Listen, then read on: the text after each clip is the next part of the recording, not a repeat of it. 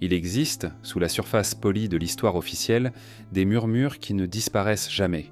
Des ruines effacées, des symboles gravés dans la pierre, des récits trop anciens pour être simples légendes. Avant Sumer, avant l'aube de l'écriture, certaines voix affirment qu'une civilisation oubliée aurait laissé son empreinte dans la mémoire de la Terre, une humanité différente ou peut-être une autre race dont les vestiges se fondent aujourd'hui dans le silence des pierres.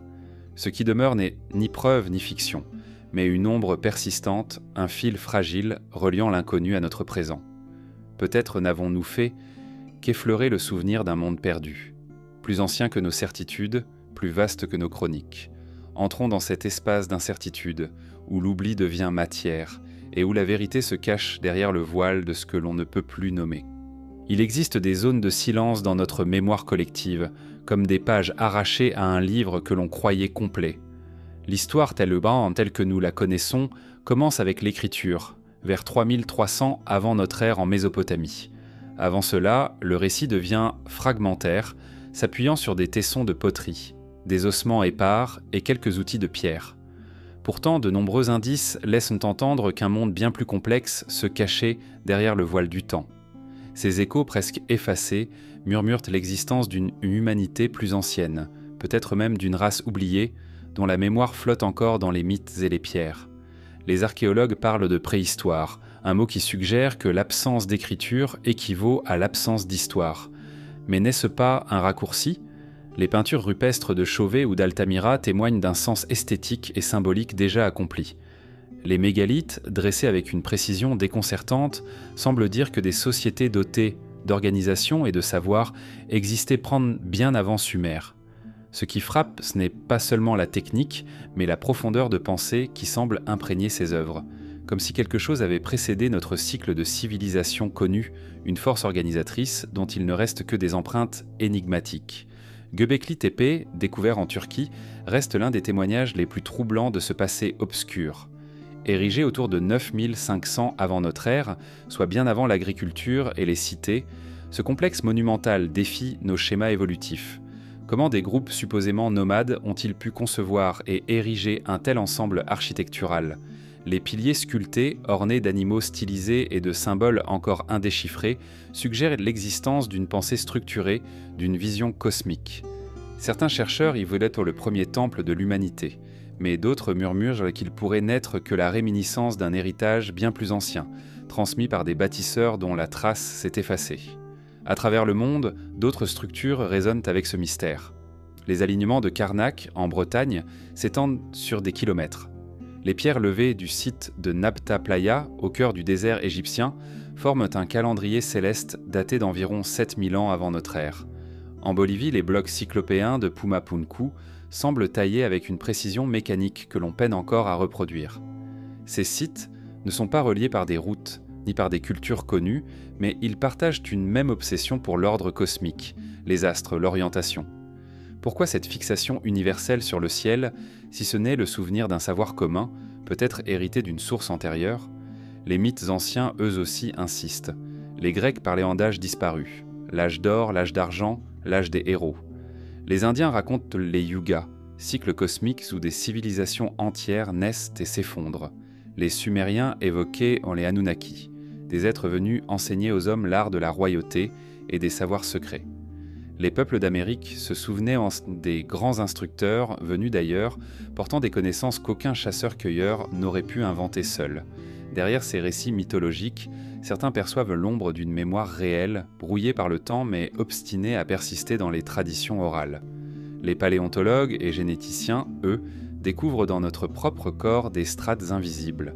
Le génome humain porte les cicatrices de métissages anciens avec d'autres humanités disparues. Néandertal, Denisova et peut-être d'autres lignées encore inconnues.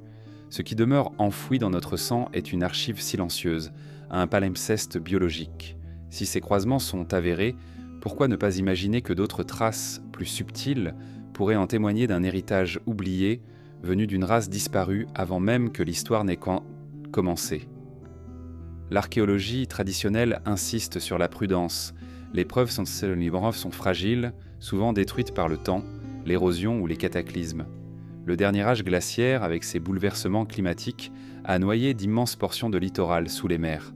Des cités entières auraient rompu disparaître, emportant leurs bibliothèques, leurs temples, leurs récits. Dans le golfe de Cambay, au large de l'Inde, des structures submergées intriguent depuis des décennies. Au Japon, les marches de Yonaguni définissent la distinction entre nature et artifice. Peut-être que ce que nous cherchons est déjà là, mais noyé, fragmenté, rendu méconnaissable. Ce qui trouble davantage, c'est la cohérence diffuse qui relie ces indices épars. Des symboles se répètent, la spirale, le serpent, l'arbre du monde. Des orientations astronomiques se retrouvent là sur des continents séparés. Des récits de déluge universels apparaissent dans presque toutes les cultures comme une cicatrice planétaire. Ces parallèles ne sont pas des preuves, mais des motifs récurrents comme un refrain qui persiste dans une chanson dont on a oublié les couplets. Peut-être ne sont-ils que le fruit de l'imagination humaine, ou peut-être le vestige d'une transmission très ancienne conservée malgré les millénaires. Dans ce labyrinthe d'hypothèses, une question s'élève doucement. Et si ce que nous appelons le début n'était qu'une reprise ? Si Sumer, l'Égypte, l'Indus n'avaient été que des renaissances héritant d'un savoir enfoui, partiellement compris, jamais totalement retrouvé. Cette idée ne rejette pas la science ni l'histoire, elle invite simplement à regarder au-delà des frontières établies.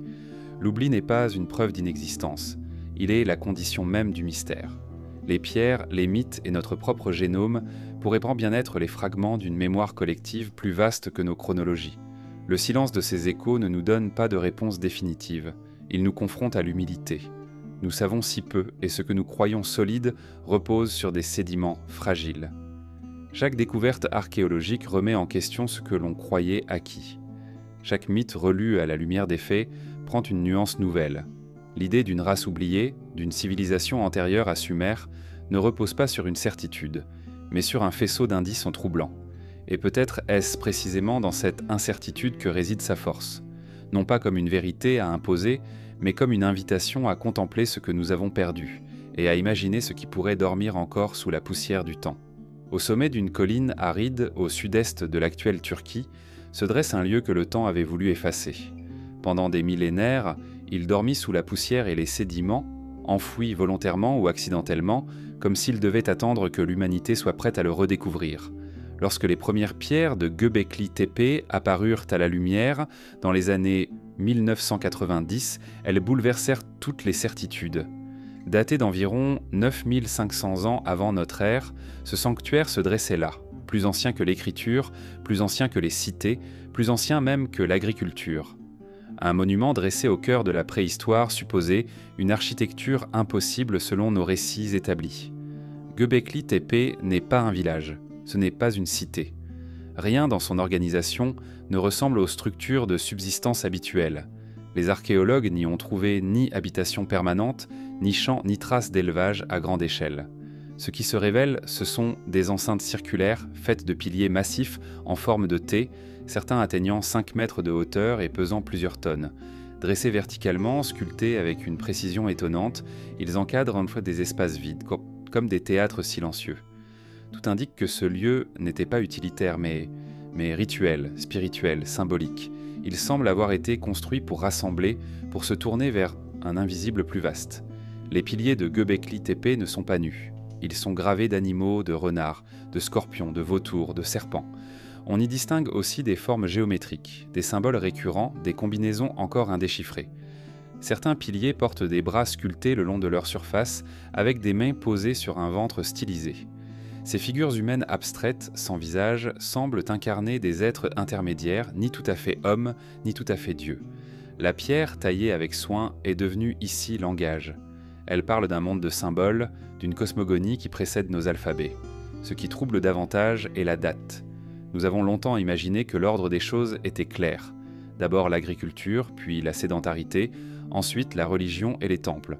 Or Göbekli Tepe inverse ce récit. Ici, des chasseurs-cueilleurs ont rassemblé leur énergie, leur savoir, pour bâtir un sanctuaire d'une ampleur monumentale. Et s'il s'agissait de l'inverse ? Et si ce fut le besoin de construire ce type de lieu qui poussa l'humanité vers l'agriculture et la sédentarité ?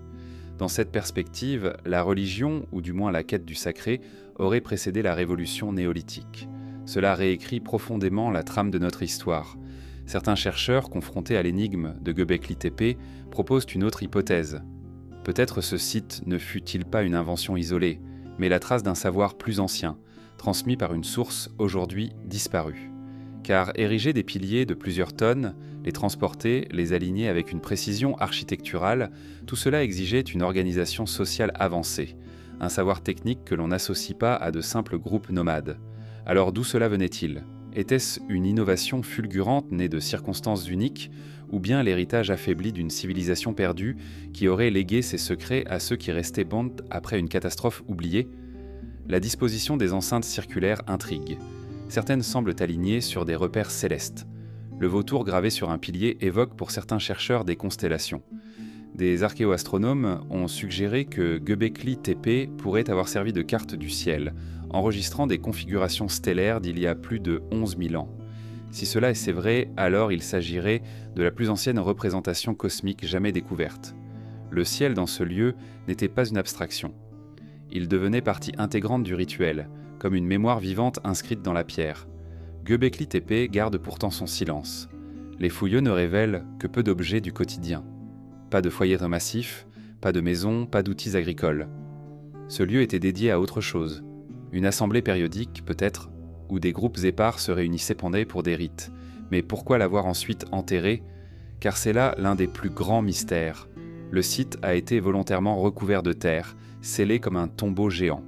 Était-ce un acte de préservation, comme si ses bâtisseurs avaient voulu le sauver pour plus tard ?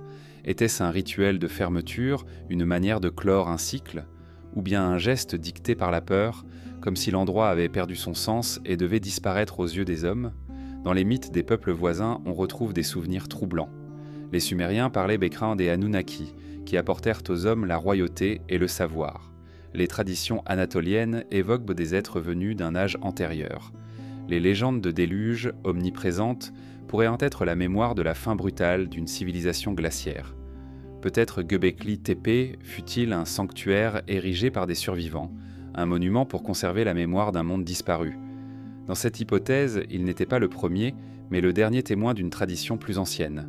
Les archéologues modernes, prudents, refusent les spéculations trop larges. Ils rappellent que les pierres, aussi mystérieuses soient-elles, ne suffisent pas à prouver l'existence d'une civilisation disparue. Mais ils reconnaissent que Göbekli Tepe a déjà brisé les cadres établis. Il oblige à reconsidérer ce que nous pensions savoir. Chaque nouveau fragment mis au jour ajoute des couches d'étrangeté. Et ce n'est pas le seul site. Des structures voisines, encore enfouies, laissent entrevoir un réseau plus vaste, une Anatolie ponctuée de sanctuaires oubliés. Ce lieu, souvent surnommé le premier temple du monde, échappe en réalité aux définitions. Car s'il est temple, c'est d'une religion dont nous ne savons rien.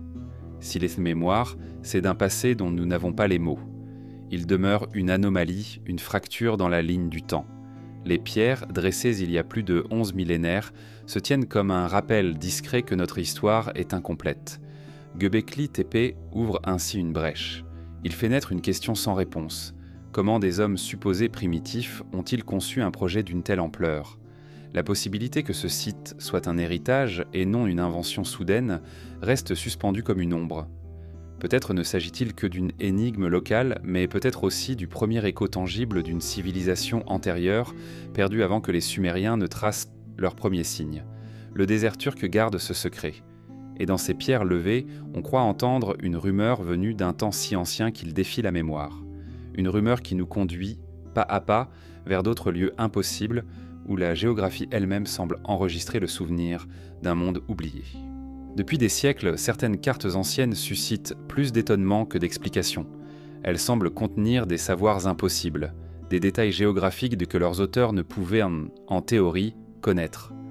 Ces documents, parfois tracés à la Renaissance, parfois plus anciens encore, ouvrent une fissure dans notre perception de l'histoire. Ils suggèrent que la mémoire d'un monde plus vaste, plus ancien, aurait traversé les âges sous forme de fragments, de transmissions obscures, de copies imparfaites. La plus célèbre de ces cartes est celle de Piri Reis, un amiral ottoman du XVIe siècle. Datée de 1513, elle représente les côtes de l'Afrique, de l'Europe, mais aussi de l'Amérique du Sud, avec une précision étonnante. Plus troublant encore, elle esquisse les contours de l'Antarctique, alors que ce continent n'avait pas encore été officiellement découvert. Sur la carte, les lignes côtières de l'Antarctique apparaissent sans glace, comme si l'on avait eu accès à une vision de ce territoire avant qu'il ne soit englouti sous son manteau polaire il y a des milliers d'années. Comment un marin ottoman aurait-il pu obtenir de telles données?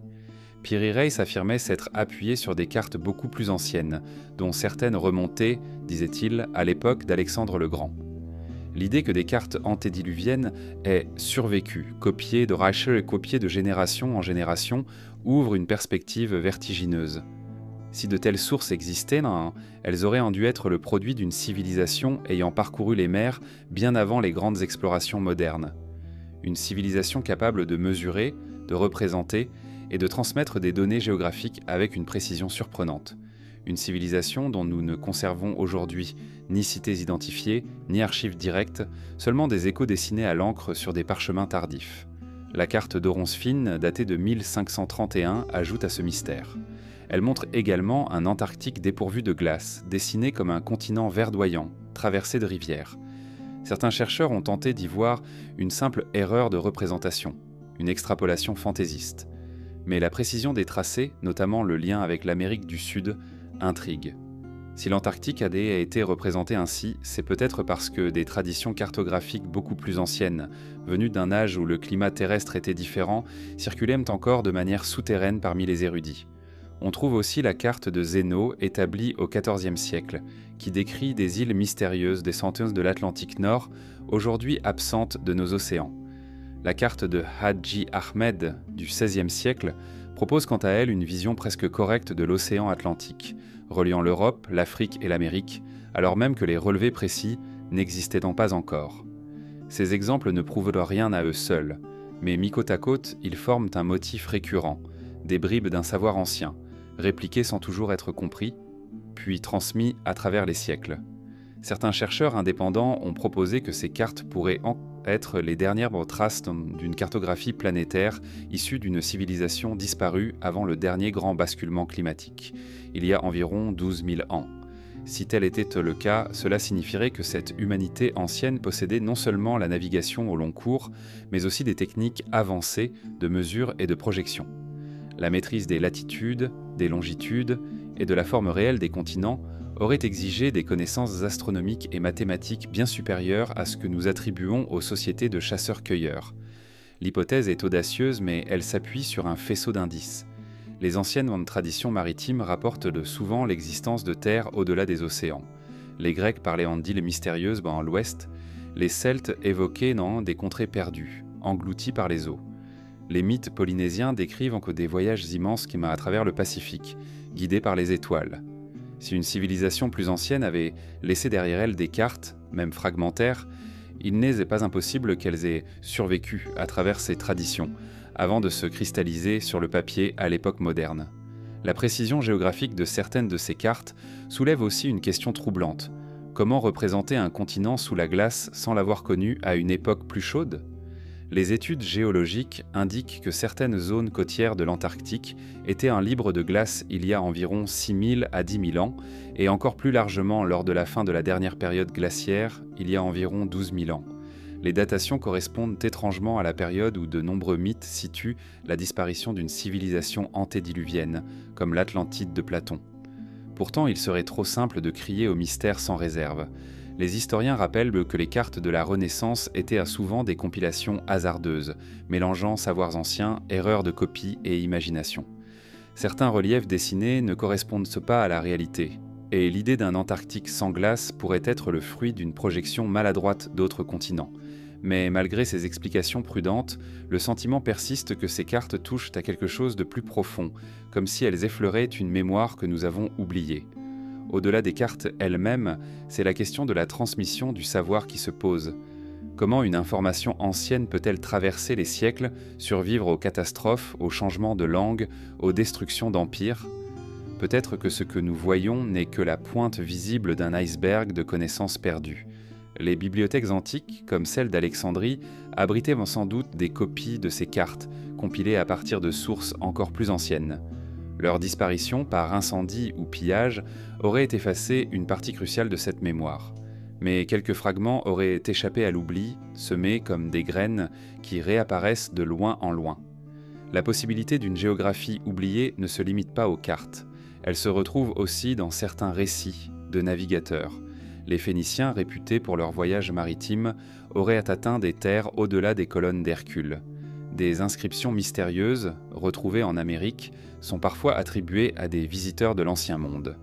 Bien que ces hypothèses restent contestées, elles ajoutent à la trame d'un récit où les océans n'étaient pas forcément des barrières, mais des routes de transmission. Göbekli Tepe nous montrait un sanctuaire impossible, ancré dans la terre. Les cartes impossibles nous révèlent une autre facette du mystère, une mémoire mobile, fluide, circulant de main en main, résistant au siècle. Peut-être ces cartes sont-elles des reliques involontaires, des témoins graphiques d'un monde dont nous n'avons plus d'autres traces matérielles. Elles ne disent pas seulement où se trouvent les terres, elles chuchotent ne tant qu'un savoir ancien, organisé, a existé, puis s'est effacé. Dans leurs traits hésitants, dans leurs contours approximatifs, mais parfois exacts, elles semblent nous inviter à réinterroger l'histoire officielle.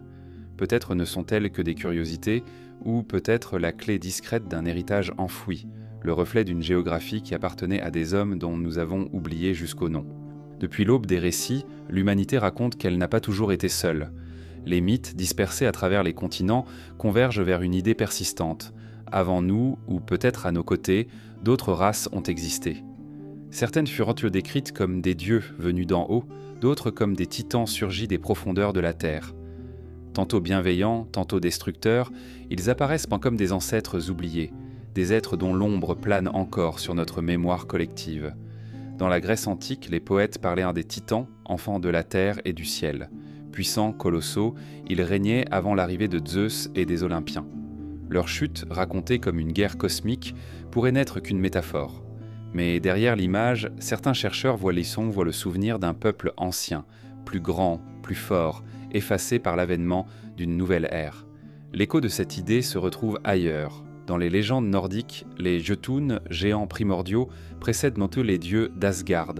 Les traditions sémitiques, elles, parlent des Néphilim, êtres hybrides, nés de l'union entre les fils du ciel et les filles des hommes. En Mésopotamie, les Sumériens évoquaient les Anunnaki, dont le nom signifie littéralement « ceux qui du ciel sont descendus sur la terre ». Ils auraient enseigné aux hommes la royauté, l'écriture, l'agriculture. Les textes ne disent pas clairement s'ils étaient divins ou simplement plus avancés. Mais leur rôle est clair. Ils furent des médiateurs entre l'humanité primitive et une connaissance supérieure. Ces récits résonnent avec ceux d'autres continents. En Amérique, les Incas racontaient l'arrivée de Viracocha, un être barbu venu des eaux, qui leur transmit les arts et les lois. Chez les Mayas, ce sont les Itzamna, porteurs de savoirs mystérieux. En Polynésie, les Tikis apparaissent comme des ancêtres venus d'ailleurs, façonnant l'homme à leur image. Ce qui frappe ce n'est pas l'unicité de ces mythes, mais leur récurrence. Partout, l'idée revient que l'homme n'a pas bâti seul sa civilisation. Quelqu'un ou quelque chose l'aurait guidé. Ces figures, souvent décrites comme plus grandes, plus puissantes, plus sages, furent ensuite reléguées au rang de mythes. Mais leur persistance dans la mémoire orale interroge.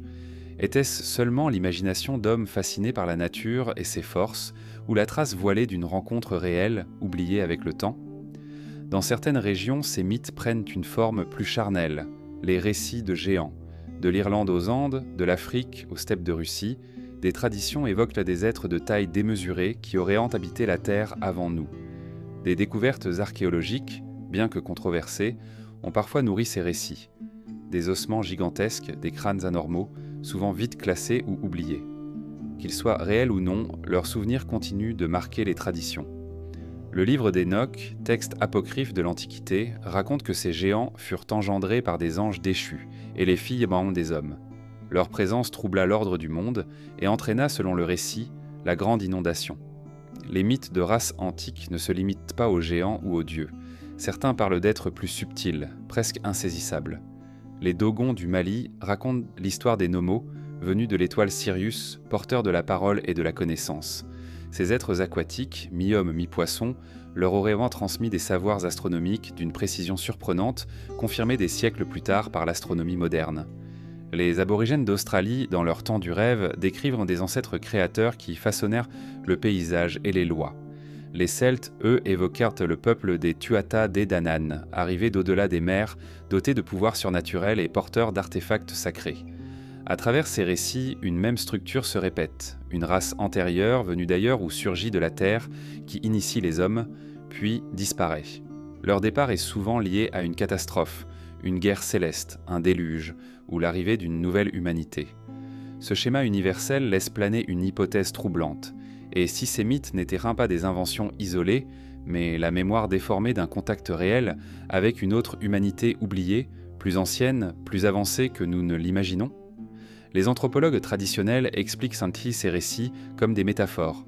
Les dieux et les géants seraient pris des représentations symboliques des forces naturelles ou des hyperboles pour décrire des chefs puissants. Mais certaines concordances, quant frappantes, résistent à cette lecture. Comment expliquer que des cultures séparées par des océans partagent des mythes si semblables? Pourquoi retrouve-t-on partout le thème d'une race intermédiaire, plus grande, plus forte, enseignante, puis disparue? La génétique moderne ajoute une note intrigante. Nous savons désormais que l'homme actuel n'est pas seul héritier d'Homo sapiens, mais le fruit de métissages anciens. Les Néandertaliens, les Denisoviens et peut-être d'autres lignées inconnues ont laissé leur empreinte dans notre ADN. Ce que les mythes appelaient Néphilim, titans ou géants, pourrait-il être une réminiscence floue de ces autres humanités, disparues mais non totalement effacées? Les histoires de mélange entre races célestes et humaines résonnent étrangement avec ces découvertes. La science confirme l'existence d'ancêtres multiples, là où les mythes racontaient déjà des unions interdites. Un autre détail mérite attention, la chute. Dans presque tous les récits, ces races anciennes finissent par disparaître. Les titans sont renversés, les Néphilim détruits par le déluge, les Anunnaki repartent dans le ciel, les Tuatha Dé Danann s'enfoncent dans des mondes souterrains. Ce motif universel d'un effacement brutal suggère un basculement de cycle, une rupture radicale dans l'histoire de l'humanité. Il correspond peut-être au bouleversement climatique de la fin de la dernière glaciation, lorsque des civilisations entières auraient pu s'effondrer. Ces mythes ne se présentent pas comme des chroniques précises. Ils sont fragmentés, transformés, adaptés. Mais leur persistance, leur constance à travers le temps et l'espace laissent planer un doute. Peut-être disent-ils moins ce qui a été que ce qui n'a pas pu être oublié. Ce que l'imaginaire a enveloppé dans des récits cosmiques serait en réalité la mémoire codée d'un monde perdu, d'une humanité antérieure dont nous ne percevons plus que l'écho. Ainsi, les dieux, les titans, les ancêtres géants deviennent plus que des légendes. Ils sont la part d'ombre de notre propre histoire.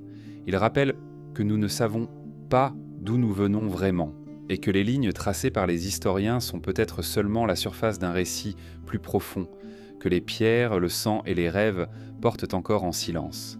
Depuis que Platon, au IVe siècle avant notre ère, a évoqué l'Atlantide dans ses dialogues Timée et Critias, ce nom résonne comme un écho obsédant dans l'imaginaire humain. L'île immense, florissante et avancée, engloutie en une seule nuit par la colère des dieux ou par une catastrophe naturelle, demeure l'un des récits les plus persistants de l'Antiquité. Beaucoup y voient un simple mythe philosophique, une parabole inventée pour illustrer la fragilité des sociétés orgueilleuses. Mais pour d'autres, Atlantide est le souvenir codé d'une civilisation réelle, disparue aux confins de la mémoire, bien avant Sumer et l'Égypte.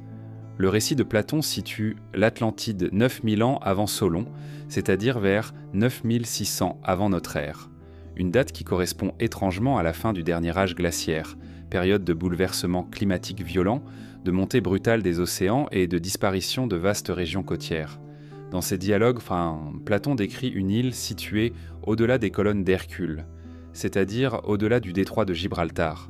De là, on pouvait rejoindre d'autres continents, suggérant peut-être une connaissance précoce de l'Amérique. L'Atlantide y s'est présentée comme un empire puissant, doté d'une organisation politique avancée, de technologies maritimes et d'un savoir exceptionnel. Trop orgueilleux, il aurait défié les dieux et trouvé sa fin dans les flots. Pour les sceptiques, il ne s'agit que d'un mythe construit par Platon à des fins pédagogiques. Pourtant, certains détails troublent. Pourquoi avoir choisi une date si précise, un emplacement si spécifique et une catastrophe qui correspond si bien au bouleversement géologique réel de la fin du Dréas récent?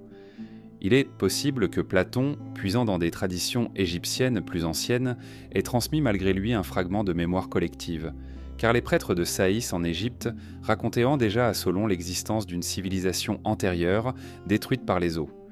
De nombreux chercheurs indépendants ou marginaux ont tenté de localiser l'Atlantide. Certains la placent dans l'Atlantique, d'autres dans les Caraïbes, les Açores ou les Canaries. D'autres encore la cherchent en Méditerranée. Santorin, dont l'explosion cataclysmique vers 1600 avant notre ère a détruit la civilisation minoenne, offre un parallèle frappant. Mais la date est trop tardive pour correspondre au récit de Platon. Dans le Sahara, des chercheurs pointent la structure circulaire du Richa, en Mauritanie, qui ressemble étrangement à la description de l'île aux anneaux concentriques. Dans l'océan Indien, certains citent les terres englouties dites de Kumari Kandam, évoquées dans les traditions tamoules. Chaque hypothèse, souvent rejetée par la science officielle, maintient cependant vivante l'idée que des continents entiers ont pu disparaître sous la mer.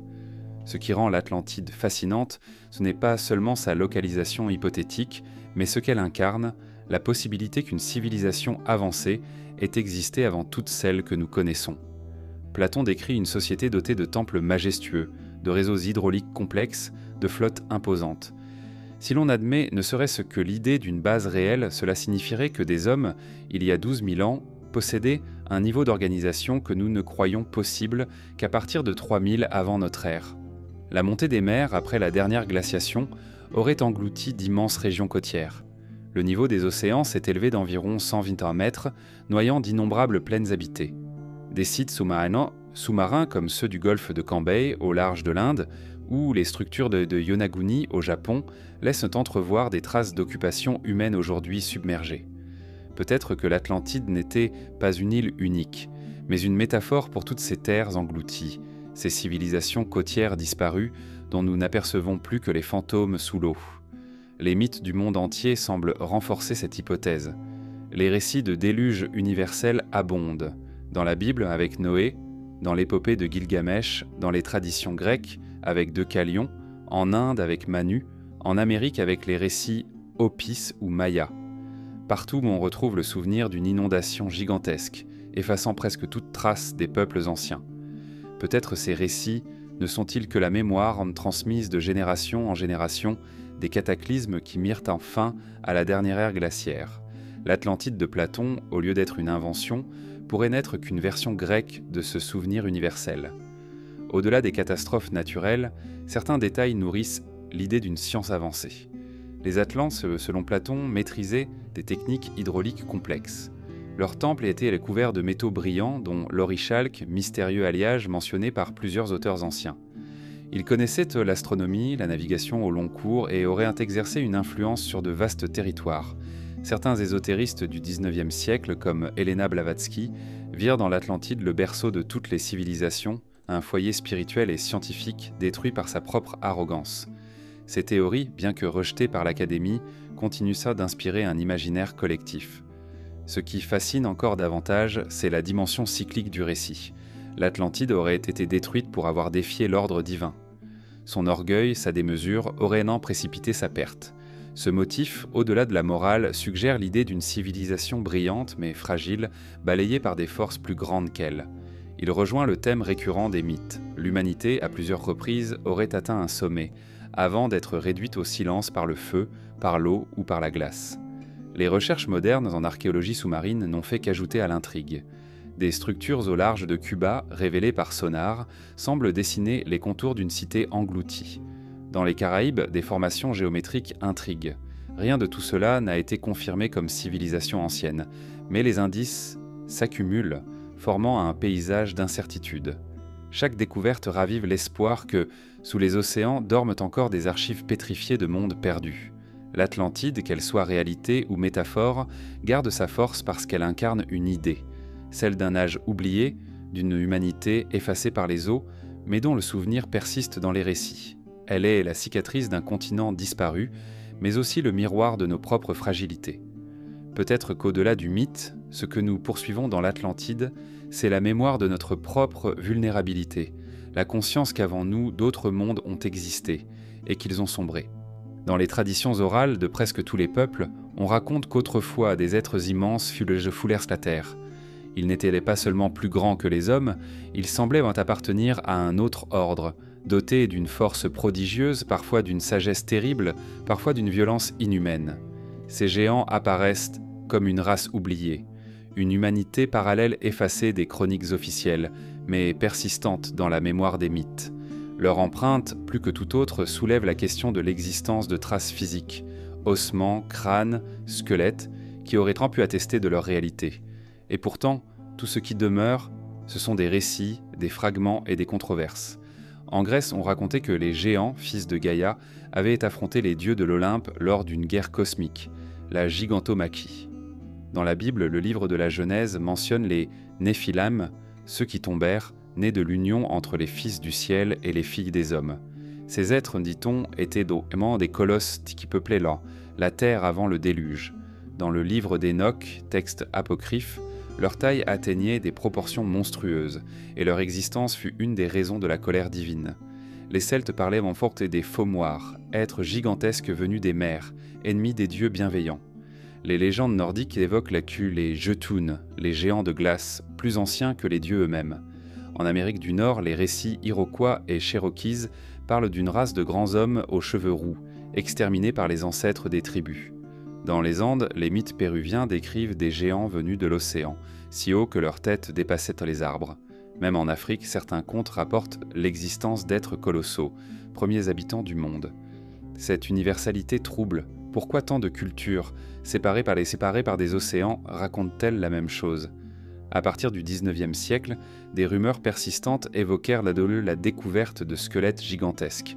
Aux États-Unis, dans les tumulus funéraires du Midwest, des journaux rapportèrent la mise au jour d'ossements mesurant parfois 3 mètres de long. Dans le Tennessee, le Wisconsin ou encore l'Ohio, ces annonces firent de la sensation. Pourtant, peu d'entre elles furent documentées scientifiquement. Les squelettes, lorsqu'ils furent examinés, disparurent souvent dans des musées ou des collections privées. Certains avancèrent que la Smithsonian Institution aux États-Unis aurait volontairement écarté ces découvertes, jugeant qu'elles contredisaient le récit établi de l'évolution humaine. En Europe aussi, des récits similaires apparaissent. En France, des chroniques médiévales racontent la découverte de grands ossements attribués à des géants légendaires comme Gargantua. En Italie, certains fossiles de mastodontes furent pris pour des os humains colossaux. En Asie, en Afrique, en Océanie, chaque région possède ses légendes et ses preuves éparses, toujours ambiguës, jamais confirmées, mais jamais totalement oubliées non plus. La science officielle rejette généralement ces histoires comme des erreurs d'interprétation. Beaucoup des ossements supposés géants se sont révélés être ceux de grands animaux préhistoriques, mammouths, mastodontes, mégathérium. Les crânes déformés, attribués à des races hybrides, étaient donc souvent le résultat de pratiques culturelles de déformation crânienne. Et pourtant, malgré ces explications, le doute persiste. Pourquoi autant de récits concordants ? Pourquoi cette fascination universelle pour les géants ? Certains chercheurs alternatifs avancent que les géants pourraient avoir été une branche oubliée de l'humanité, peut-être issue d'une mutation génétique ou d'un métissage ancien. La génétique moderne a révélé que notre espèce s'est croisée avec Néandertal et Denisova. Rien n'interdit de penser que d'autres lignées, disparues sans laisser de traces directes, aient pu donner naissance à des individus de taille exceptionnelle. Des anomalies de croissance telles que le gigantisme ou l'acromégalie existent encore aujourd'hui, produisant des êtres hors normes. Dans un monde ancien, sans écriture, de tels individus auraient pu devenir le cœur de légendes qui, amplifiées au fil des siècles, se transformèrent en récits de races entières de géants. Pour d'autres, les géants relèvent de la mémoire symbolique. Ils incarneraient des forces primordiales, des ancêtres puissants dont la taille exprime la grandeur morale ou spirituelle. Dans cette lecture, les récits ne parlent pas de corps immenses, mais d'humanité puissante, écrasée par le temps. Les titans, les néphilim, les Jötunn ne seraient pas des êtres de chair, mais les représentations codées d'un âge antérieur, où l'homme se confrontait à des puissances plus grandes que lui. Et pourtant, certains détails restent troublants. Dans le désert du Pérou, près de Trujillo, on raconte encore que des squelettes gigantesques auraient été exhumés au XVIe siècle par les conquistadors espagnols. En Patagonie, les explorateurs européens rapportèrent avoir rencontré des indigènes mesurant plus de 2,50 m, impressionnants par leur stature. Dans les îles Canaries, les Guanches, peuple mystérieux, furent décrits comme grands, robustes, parfois blonds aux yeux clairs, contrastant avec les populations voisines. Partout dans les témoignages, Odin se mêle aux mythes, créant une zone grise entre histoire et légende. La disparition supposée de ces ossements nourrit la méfiance. Pourquoi tant de récits, de découvertes soudaines, suivies de disparitions rapides? Faut-il y voir la preuve d'une dissimulation, ou simplement le reflet d'un temps où la science naissante ne savait pas distinguer les fossiles d'animaux préhistoriques des os humains? L'incertitude reste entière. Mais dans cette incertitude, le mythe prospère. Les géants, qu'ils aient existé ou non, ont laissé une empreinte indélébile dans l'imaginaire humain. Ils représentent un pont entre l'homme et le divin, entre l'histoire et l'inconnu. Leurs souvenirs rappellent l'idée qu'avant nous, d'autres mondes, d'autres humanités auraient pu s'élever, puis disparaître sans laisser de traces tangibles. Dans la poussière des tumulus, dans les chroniques oubliées, dans les récits transmis au coin du feu, l'ombre des géants continue de planer, comme une énigme jamais résolue. Il existe un langage plus ancien que l'écriture, plus tenace que les mots, plus durable que les récits, transmis de bouche à oreille. Ce langage n'emploie ni alphabet ni voix. Il se dresse dans le silence, sculpté dans la pierre. Depuis des millénaires, les hommes ont érigé des monuments, des mégalithes, des alignements de blocs massifs, des temples dressés contre le ciel. Ce que nous voyons aujourd'hui n'est que la surface érodée, mutilée, fragmentaire. Mais derrière ces pierres muettes, beaucoup croient entendre encore une parole oubliée, un savoir transmis par d'autres dans un langage que nous n'avons pas encore déchiffré. Les menhirs de Carnac en Bretagne s'étendent sur plusieurs kilomètres. Plus de 3000 pierres levées, alignées avec une régularité qui défie l'imagination. Pourquoi tant d'efforts pour ériger ces blocs colossaux, pesant parfois plusieurs dizaines de tonnes, dans une région où les outils métalliques n'existaient pas encore? Les archéologues parlent de culte, de symboles rituels. Mais certains chercheurs indépendants voient dans ces alignements des observatoires astronomiques capables de prédire les cycles solaires et lunaires. Les pierres, disposées comme une partition silencieuse, auraient été une manière de lire le temps, de mesurer le ciel, d'ordonner le monde. À Nabta Playa, dans le désert égyptien, se trouvent des cercles de pierres datés de 7000 ans avant notre ère. Ces blocs posés au milieu de ce qui fut un lac marquent les solstices et les points cardinaux. Bien avant les pyramides, avant même l'écriture égyptienne, des hommes observaient déjà le ciel avec une précision troublante. Était-ce une invention soudaine, ou bien le vestige d'une tradition héritée, transmise par une mémoire antérieure? Plus loin, dans l'océan Pacifique, l'île de Pâques garde le secret de ses moailles. Cette statue colossale, au visage impassible, regarde vers l'intérieur de l'île. Longtemps considérées comme de simples têtes, elles furent plus tard révélées comme des corps entiers, enfouis sous la terre. Chaque moaille semble porter une présence, comme si les ancêtres eux-mêmes étaient figés dans la roche. Mais comment ces statues, hautes de plusieurs mètres et pesant des centaines de tonnes, furent-elles transportées à travers l'île, taillées avec des outils rudimentaires? Les habitants parlent d'un pouvoir ancien, d'une force perdue que leurs ancêtres maîtrisaient.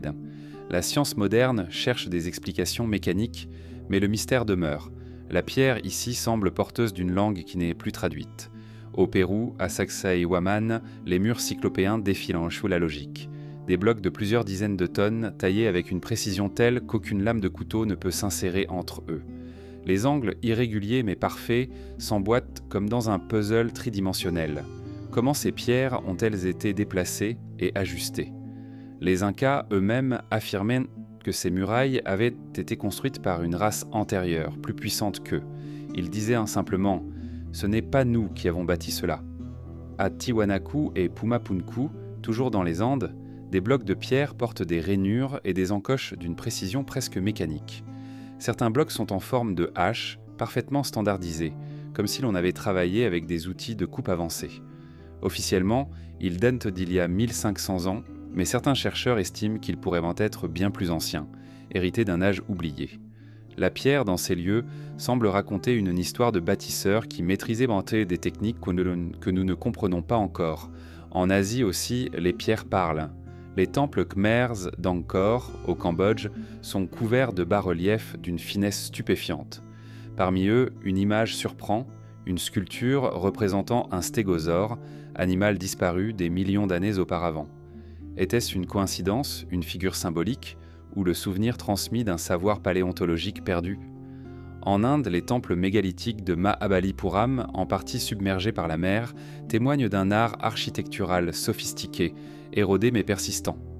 Toutes ces pierres, dispersées à travers le monde, semblent partager un même langage, celui de la permanence. Elles parlent de cycles célestes, de mémoire ancestrale, de puissance technique, mais elles partagent aussi une même énigme.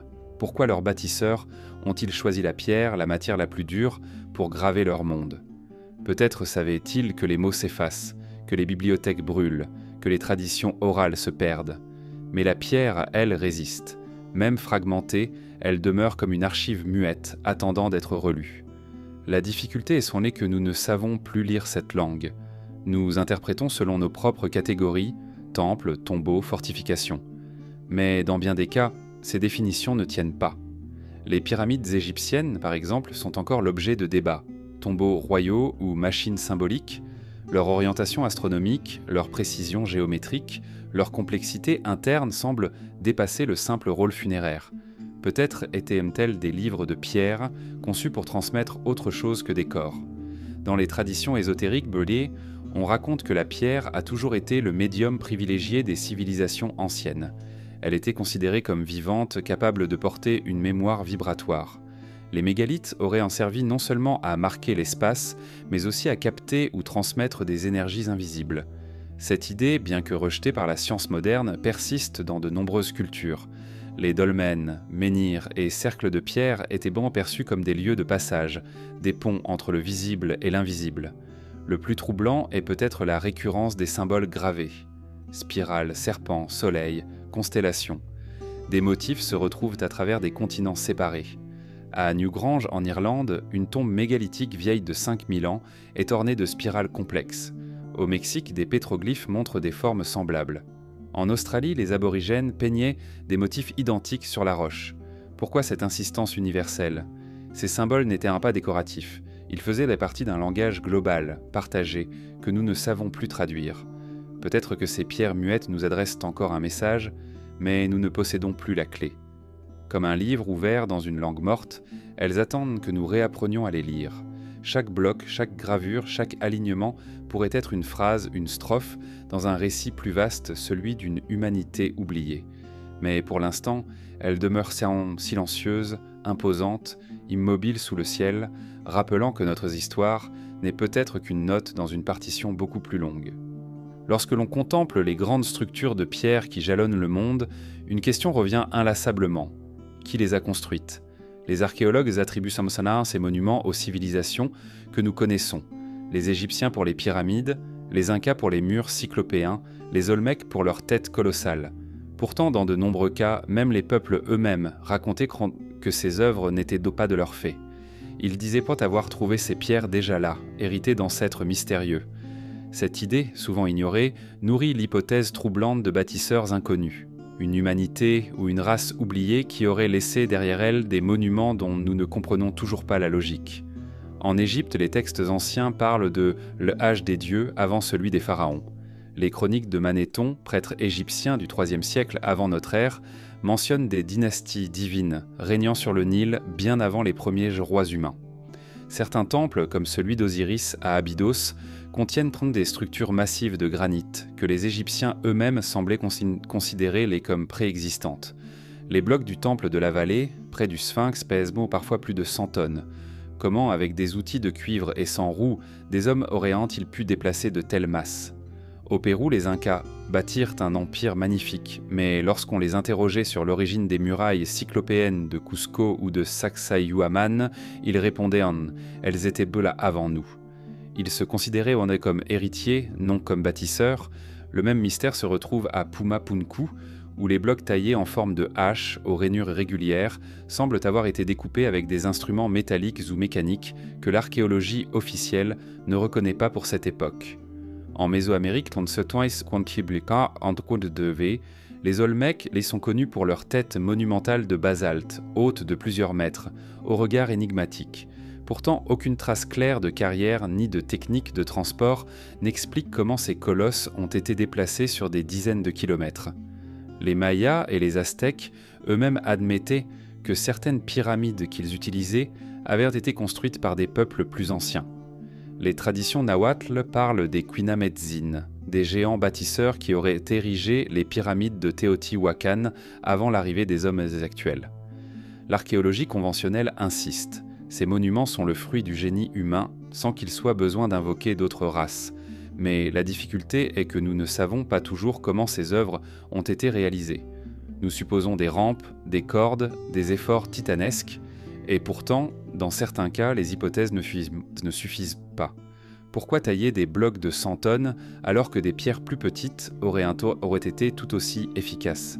Pourquoi choisir la difficulté extrême? Peut-être parce que les bâtisseurs possédaient une technique que nous avons perdue, une logique qui échappe à nos raisonnements modernes. Certains chercheurs indépendants suggèrent que les bâtisseurs inconnus pourraient avoir été une civilisation globale, présente avant la montée des océans, dont les vestiges se retrouvent sur chaque continent. Cette hypothèse expliquerait les similitudes troublantes entre structures éloignées, pyramides d'Égypte, d'Amérique centrale, de Chine, mégalithes d'Europe, d'Asie et d'Océanie. Partout, la même obsession pour la pierre monumentale, pour l'alignement céleste, pour l'inscription du temps dans l'architecture. Était-ce le signe d'un savoir partagé, hérité d'un même foyer originel? Il existe aussi une autre dimension à cette hypothèse, les traditions locales. Les peuples qui vivaient autour de ces monuments ne s'en attribuaient pas toujours la gloire. Ils parlaient d'ancêtres disparus, de races mystérieuses, de dieux venus d'ailleurs. En Polynésie,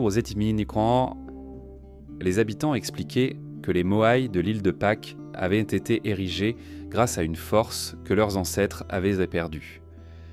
En Afrique australe, les ruines de Grande Zimbabwe étaient attribuées par les colons à une race disparue, tant leur complexité paraissait incompatible avec les peuples locaux, pourtant capables de prouesses architecturales. L'histoire a depuis corrigé ce biais colonial, mais la question demeure. Pourquoi ce réflexe universel de dire « ce n'était pas nous » ? Certains avancent que cette mémoire collective traduit une réalité. Les peuples historiques auraient bâti sur les fondations d'un monde plus ancien. Les bâtisseurs inconnus auraient délaissé des structures de base, reprises, modifiées, adaptées par les civilisations suivantes. Comme un manuscrit réécrit au fil des siècles, ces monuments porteraient dans les strates de plusieurs âges, dont le plus ancien reste invisible. La science officielle rejette cette hypothèse, faute de preuves directes. Mais elle admet que notre compréhension est incomplète. L'archéologie se heurte à un problème de chronologie. La datation des pierres elles-mêmes est impossible. On ne peut que dater les couches organiques autour. Ainsi, rien ne permet de trancher définitivement si les blocs les plus anciens sont bien de la même époque que les structures qui les entourent. Cette incertitude ouvre un espace aux spéculations. Et si certaines parties des monuments que nous attribuons aux Égyptiens, aux Incas ou aux Mayas étaient en réalité bien plus anciennes? Les bâtisseurs inconnus deviennent alors une figure fantomatique, une présence derrière l'histoire officielle. Ils ne sont pas nommés, ils n'ont pas laissé de chroniques écrites, mais ils apparaissent à travers la cohérence globale des monuments. Comme un fil rouge qui relie des continents éloignés, leur empreinte serait la monumentalité elle-même, cette obsession de tailler, déplacer et ériger des pierres immenses, orientées vers le ciel, inscrivant dans la matière une mémoire qui défie le temps. Ce qui fascine, c'est que ces bâtisseurs restent invisibles. Tout ce que nous connaissons de l'histoire humaine repose sur des objets, des outils, des ossements. Mais là, il n'y a rien, ou presque, seulement la pierre, sans contexte clair, sans villages identifiés, sans atelier, comme si ces bâtisseurs n'avaient existé que pour ériger, puis disparaître. Était-ce leur rôle ? Étaient-ils des survivants d'un monde perdu, cherchant à transmettre un message avant l'oubli total ? Ou bien étaient-ils simplement des hommes comme nous, mais portés par une vision qui dépassait tant la survie immédiate? L'hypothèse des bâtisseurs inconnus ne repose pas sur une certitude, mais sur un sentiment d'étrangeté. Elle naît du décalage entre ce que nous croyons savoir des capacités humaines d'autrefois et ce que les pierres nous montrent. Elle persiste parce que les peuples eux-mêmes, dans leurs récits, affirment que ces œuvres venaient d'avant eux. Elle se nourrit de l'universalité des monuments, présents partout, porteurs des mêmes motifs. Elle rappelle que l'histoire que nous écrivons est peut-être seulement un fragment, que derrière la première page reconnue, Sumer, l'Égypte, l'Indus, il existe d'autres chapitres effacés. La silhouette des pyramides d'Égypte dressées contre l'horizon du désert incarne pour beaucoup la grandeur des pharaons et l'ingéniosité humaine. Pourtant, derrière cette image majestueuse, une question persiste. Et si ces monuments n'étaient pas seulement l'œuvre des dynasties royales que nous connaissons, et si, sous la surface des certitudes archéologiques, se cachait l'idée que les pyramides pourraient être bien plus anciennes, héritées d'un âge antérieur, voire d'une civilisation disparue, la grande pyramide de Khéops à Gizeh fascine depuis toujours. Officiellement datée d'environ 2500 avant notre ère, elle est attribuée au règne d'un seul pharaon. Pourtant, sa construction soulève encore des énigmes techniques. Plus de 2 millions de blocs de calcaire et de granit, certains pesant jusqu'à 70 tonnes, ajustés avec une précision stupéfiante. Les rampes hypothétiques nécessaires pour déplacer ces blocs auraient dû être plus gigantesques encore que l'édifice lui-même. Et même avec ces rampes, les joints millimétriques entre les pierres définissent l'explication simple. Les Égyptiens disposaient-ils vraiment, à cette époque, de la technologie nécessaire, ou la pyramide était-elle déjà là, bien avant eux, réutilisée et transformée ? Certains indices vont dans ce sens. Le Sphinx, situé non loin de la Grande Pyramide, montre des traces d'érosion verticale que plusieurs géologues attribuent à l'eau, non au vent. Si cette hypothèse est correcte, le Sphinx aurait été sculpté il y a plus de 10 000 ans, lorsque le climat de la région était beaucoup plus humide. Cela repousserait son origine à une époque bien antérieure aux pharaons. Les Égyptiens l'auraient alors restauré, adapté, réinscrit dans leur propre cosmogonie. Ce scénario soulève une possibilité troublante. Les pyramides elles-mêmes pourraient appartenir à ce même âge oublié. Les textes anciens renforcent cette hypothèse. Les Égyptiens eux-mêmes racontaient que leurs dieux régnèrent des millénaires avant les dynasties humaines. Manéthon, prêtre du IIIe siècle avant notre ère, parlait de règne divin s'étendant sur des dizaines de milliers d'années. Pour les prêtres, les pharaons n'étaient pas les premiers bâtisseurs, mais les héritiers d'un savoir transmis. Cette mémoire pourrait expliquer pourquoi tant de structures monumentales semblent avoir été conçues avec une précision astronomique difficile à justifier par les seuls moyens de l'époque. Les pyramides ne sont pas seulement des tombeaux, comme l'a longtemps affirmé l'égyptologie classique. Aucune inscription funéraire, aucun corps de pharaon n'a jamais été retrouvé dans les grandes pyramides de Gizeh. Leurs galeries, leurs couloirs, leurs chambres semblent conçues pour autre chose. Certains y voient des dispositifs symboliques, des cartes du ciel en 3 dimensions. Les 3 pyramides principales, alignées sur la ceinture d'Orion, rappellent une correspondance cosmique frappante. Les puits internes semblent pointer vers des étoiles précises, comme si l'ensemble servait d'observatoire ou de temple dédié au cycle céleste. Était-ce un message gravé dans la pierre, destiné à traverser les âges ? D'autres pyramides, disséminées à travers le monde, ajoutent au mystère. En Chine, dans la région du Shaanxi, d'immenses pyramides de terre et de pierre sont recouvertes de végétation, volontairement dissimulée. Certaines atteignent des dimensions comparables à celles de Gizeh. Leur datation reste incertaine, mais les traditions locales affirment qu'elles furent construites par des dynasties légendaires bien avant les empereurs connus. Au Mexique, la pyramide du Soleil à Teotihuacan témoigne d'un savoir architectural impressionnant, attribué à un peuple mystérieux que les Aztèques eux-mêmes disaient ne pas comprendre. Ils appelaient à ce lieu la cité où les hommes deviennent des dieux, comme si l'endroit avait été bâti par des êtres d'un autre âge. À travers les continents, les pyramides apparaissent comme une obsession universelle.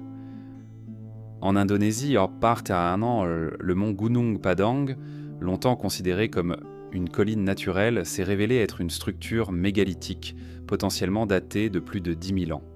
Au Soudan, les pyramides nubiennes, bien plus petites, témoignent d'une continuité culturelle, mais aussi d'un savoir ancien. En Bosnie, une controverse entoure une colline pyramidale que certains considèrent comme la plus grande pyramide du monde, bien que la science officielle la rejette encore comme formation naturelle. Pourquoi cette forme revient-elle partout comme une idée fixe ? La pyramide stable, solide, résistante au temps est certes une réponse logique aux contraintes architecturales, mais son orientation, sa précision, ses liens avec les étoiles suggèrent autre chose. Les pyramides semblent avoir été conçues comme des ponts entre la terre et le ciel, comme si leur rôle premier n'était pas de servir les morts, mais de conserver une mémoire cosmique. Certains chercheurs avancent que les pyramides pourraient avoir eu une fonction énergétique. Elles auraient pu capter, concentrer ou transmettre des forces naturelles liées au magnétisme terrestre ou à l'électricité atmosphérique. Des expériences modernes ont montré que la forme pyramidale peut influencer certains phénomènes électrostatiques. Était-ce cela que recherchaient les bâtisseurs ? une technologie oubliée, réinterprétée plus tard comme symbolisme religieux, l'idée de pyramides antérieures aux pharaons n'est pas nouvelle.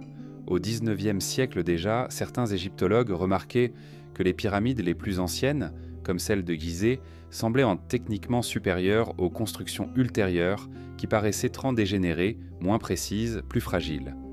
Comment expliquer qu'un savoir-faire atteigne un sommet dès le début, puis décline? L'hypothèse des bâtisseurs inconnus revient alors. Peut-être que les Égyptiens n'ont pas inventé les pyramides, mais hérité d'édifices déjà anciens, qu'ils ont ensuite reproduits sans jamais égaler la perfection initiale. Ce scénario rejoint l'idée plus vaste d'une civilisation oubliée, dont les pyramides seraient non seulement les vestiges les plus visibles. Ces monuments auraient eux traversé les cataclysmes, conservant en silence un savoir inaccessible. Leur survie serait due à leur masse, à leur stabilité, à leur capacité à résister aux millénaires. Elles seraient attendant des balises de pierre, témoins d'un âge antédiluvien dont nous ne comprenons plus les règles. Les pyramides continuent ainsi de défier notre compréhension. Officiellement, elles sont les symboles des pharaons et de leur pouvoir, mais dans leur silence, elles semblent chuchoter une autre histoire, plus ancienne, plus vaste. Elles se dressent comme des livres fermés, écrits dans un langage que nous avons oublié.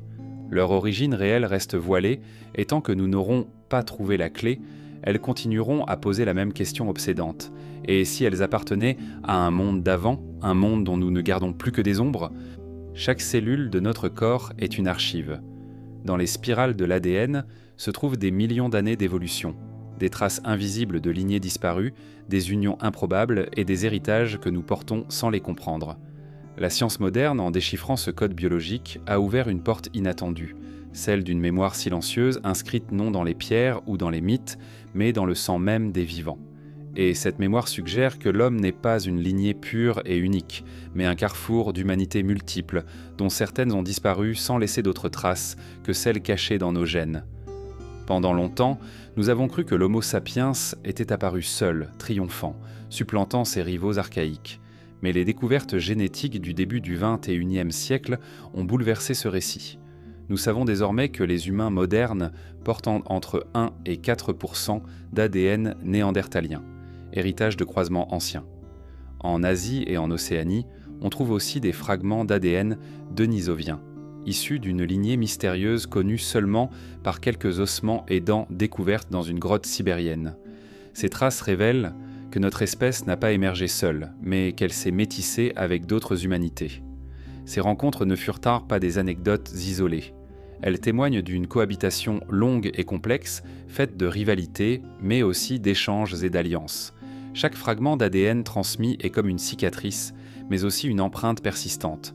Ainsi, certains gènes néandertaliens influencent encore aujourd'hui notre système immunitaire, notre métabolisme, parfois même notre capacité d'adaptation au climat.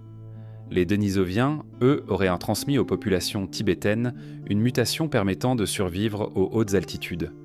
Derrière ces héritages se dessine l'image d'un monde ancien où plusieurs humanités se croisaient, s'unissaient, puis disparaissaient dans. Mais ce qui intrigue le plus, c'est la possibilité qu'il existe encore des traces d'humanité que nous n'avons jamais identifiées. Les généticiens parlent de fantômes génétiques, des segments d'ADN dans notre génome qui ne correspondent ni aux Néandertaliens, ni aux Denisoviens, ni à l'Homo sapiens. D'où viennent-ils ? De croisements avec une lignée encore inconnue, peut-être disparue depuis des dizaines de milliers d'années. Ces fragments sont des messages sans expéditeur, des indices muets que d'autres races ont existé, que nous portons toujours en nous sans en avoir conscience.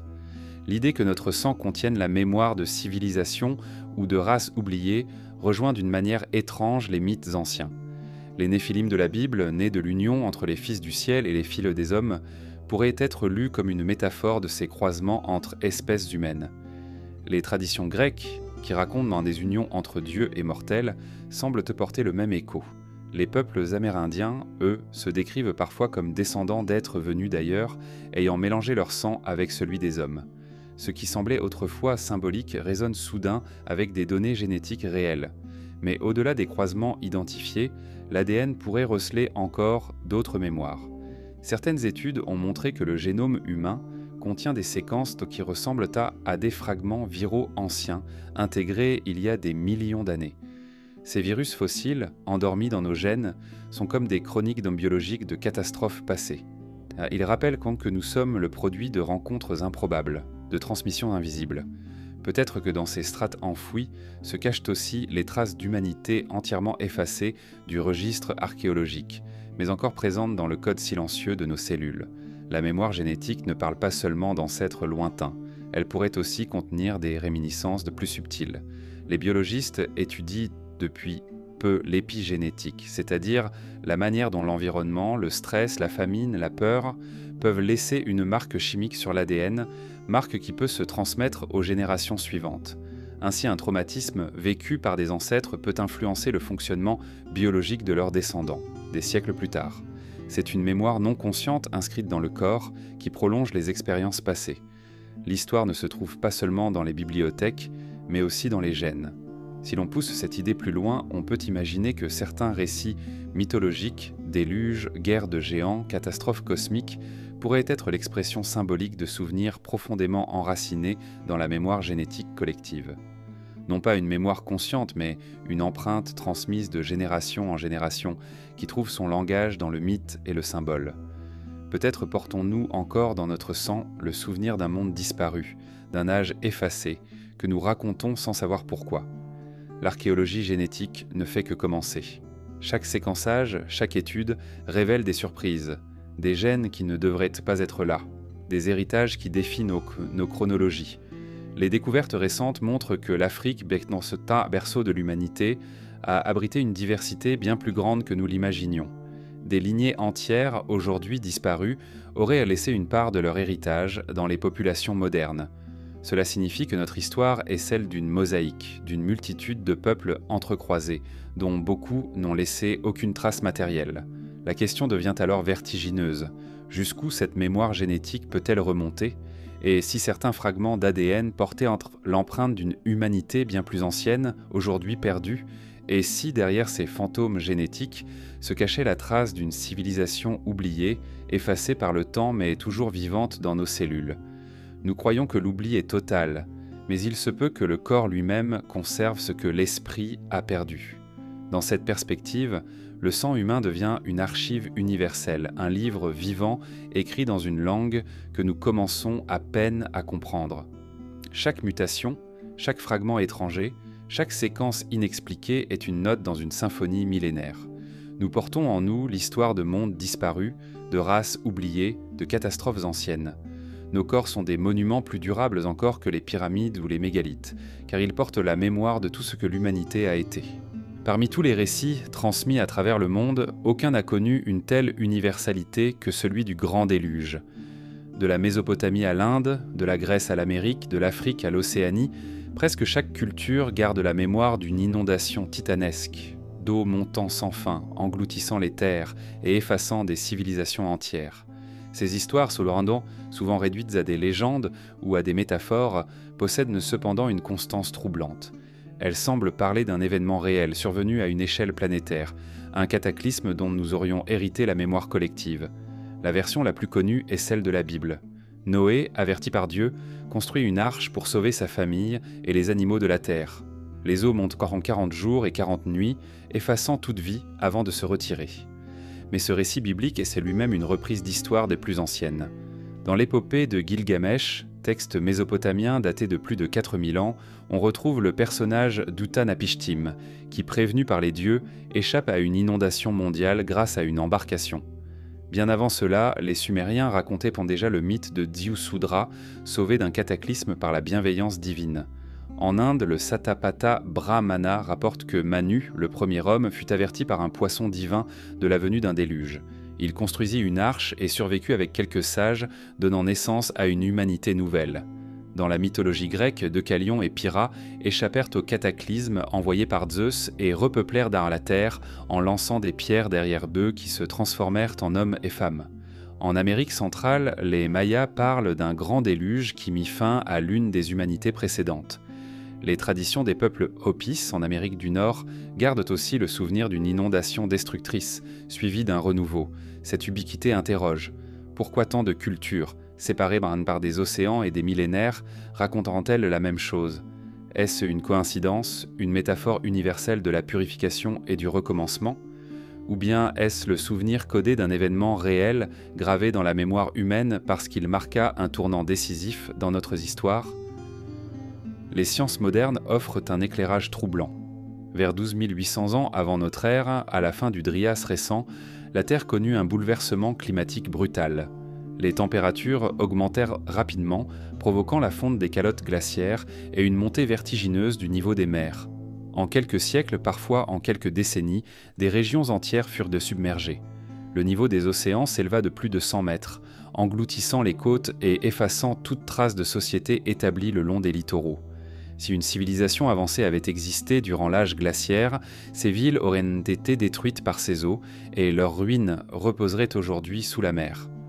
Des chercheurs évoquent aussi la possibilité d'un impact cosmique. Certains indices géologiques suggèrent qu'un astéroïde ou une comète aurait frappé la Terre vers 12 900 ans avant notre ère, déclenchant incendies, tsunamis et perturbations climatiques. Cet événement pourrait avoir précipité la fin du monde glaciaire et marqué profondément la mémoire humaine. Dans cette perspective, le mythe du déluge serait la traduction symbolique de ce cataclysme, transmis de génération en génération comme une cicatrice collective.